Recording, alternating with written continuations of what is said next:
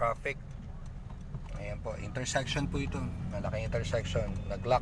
Pakaliwa kami. Dadalhin muna namin yung sasakyan namin sa bandang gitna ng box na to bago kami mag-left.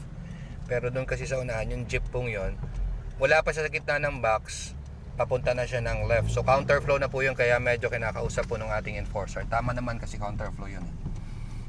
So dadalhin muna kasi natin sa gitna nung intersection bago tayo tuluyang magle-left. Hindi pwedeng malayo pa lang. Move, ma'am. Manibela, dahan-dahan papuntang kaliwa. Sunod ka lang po sa kulay maroon na sasakyan. Kung anong galaw niya, yun yung galaw mo. Nakabangmay pa natin sa brake pedal. Kasi kung kailangan mo tumigil, titigil. At gusto mong pagalawin, release ng brake pedal. Okay, bitaw po ng brake, ng dahan-dahan. Very good, ma'am. Pinagbibigyan ka na po ng puti. Kanina pa siya naghihintay sa'yo pero hindi ka na gumagalaw. Kaya tao na siya. Bitaw na ng brake. Idiretso mo na. Focus din sa linya, huwag gagamitin mo. Tingin sa mga kalsada natin. Alamin ang bawat galaw nila. Keep left ng konti, ma'am. Konting left. Okay, accelerate. Very good. Tuloy-tuloy. Huminga siya after ng intersection. Keep left ng konti, ma'am. So, ito, i-maintain mo pa rin ito. Hindi pwedeng palipat-lipat tayo ng linya. Maintain pa rin. Tapos, takbuhan natin dito. 20 lang. Ito ang pang 20, itong lugar na to. So, dapat mas mabagal tayo. May tamang bilis sa bawat lugar. May tamang bagal sa bawat lugar. Hindi pwedeng kung kailan kayo nasa ganitong lugar, tulad ng Boulevard, busy street, ay baka tumataas ang speed. So, pa 20-20 lang hanggang pa 30-30 lang. Pag nag-highway, pa 40-40, pa 60-60, pa 80-80. So, iba-iba po ang speed natin.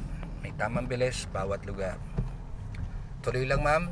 Maintain na linya. Opo, intersection pa rin yan. Check natin left and right. Hindi gumagana ang traffic light. Ikaw mismo magcha-check left and right kung pwede ka nang tumawid. Kaya ang mata mo mabilis kaliwat kanan. Yung paa mo nakabang sa brake pedal para kung gusto mong huminto, nandyan na po siya kay brake. Kung gusto mong gumulaw, mag-a-accelerate ka naman. Smooth braking lang. Pero at least nagawa mong huminto nung nakita mo yung motorsiklo biglang lumusot. Alam ng paa mo na ikaw bipreno. Medyo abrupt nga lang.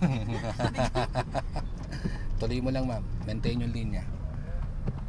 Okay, this is it. Lahat ng sasakyan na nasa kanan, pagbigyan.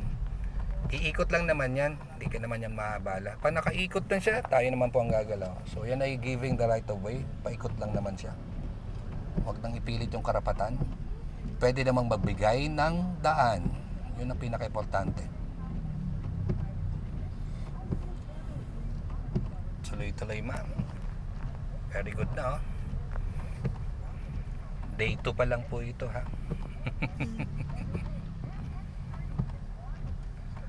Okay.